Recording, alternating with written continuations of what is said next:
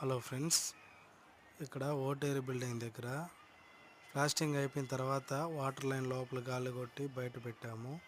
అది 20 అడుగుల నిచ్చెనలు తీసుకొని వచ్చి చేసాము. సారవలు వేసేదానికి మేస్త్రి కుదరలేదని ఇది చాలా రిస్క్ అయినా చేసాము. ఎందుకంటే రిస్క్ నిచ్చెన జంప్ అవుతూ ఉంది, ఎప్పుడు చేయలేదు. ఇది కొద్దిగా రిస్క్ అయినా వాళ్ళు ఇంకా ఎక్కడే ఇప్పిస్తారులే పాపం సార్ వాళ్ళకి ఇబ్బంది అని చేసాము.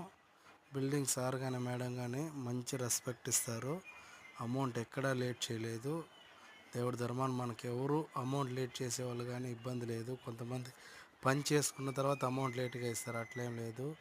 మేము చేసే ప్రతి కష్టంలోనూ ఆ రూపాయి అనేది మాకు దక్కుతూ ఉంది. చూడండి, వాటర్ లైను అయిపోయింది కాబట్టి శానిటరీ ట్యూబ్ లెవెల్ పెట్టి ఇంచ్ బై ఇంచ్ అనేది మనం వాటం చూసుకొని వేసుకుంటే సెప్టిక్ ట్యాంక్ ఎక్కువ లోతు వేస్ట్ కాకుండా ఉంటుంది.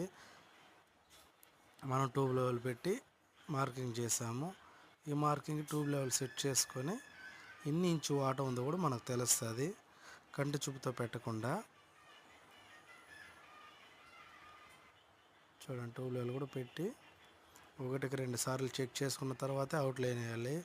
కానీ ఏమంటే చుట్టూ స్పేస్ ఉంటే బాగుండేది. ఇక్కడ స్పేస్ లేదు, ఓన్లీ 6 ఇంచే ఉంది. దీంట్లో మనకు కొద్దిగా రిస్క్ అయినా నీట్గా చేయాలి.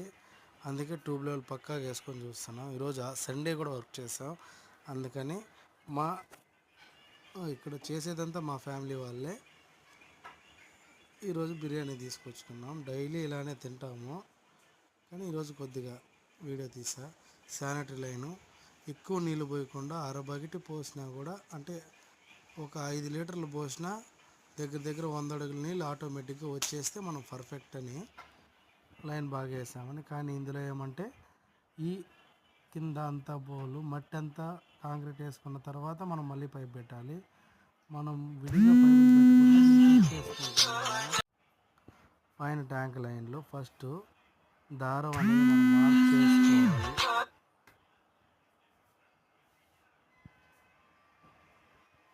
చూడండి, దారం అనేది కట్టుకున్నాము. చూడండి, ఫస్ట్ క్లాంప్లు వరుసగా కొట్టుకున్న తర్వాత మనం వాటర్ లైన్ సెట్ చేసుకొని నీట్గా ట్యాంక్ కాడికి తోసేస్తాము. ఫైనల్లీ వర్క్ ఇలా అయితే వచ్చింది friends.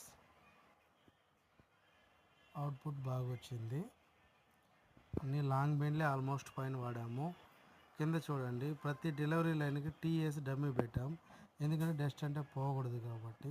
ఓటేరి building work outlet complete.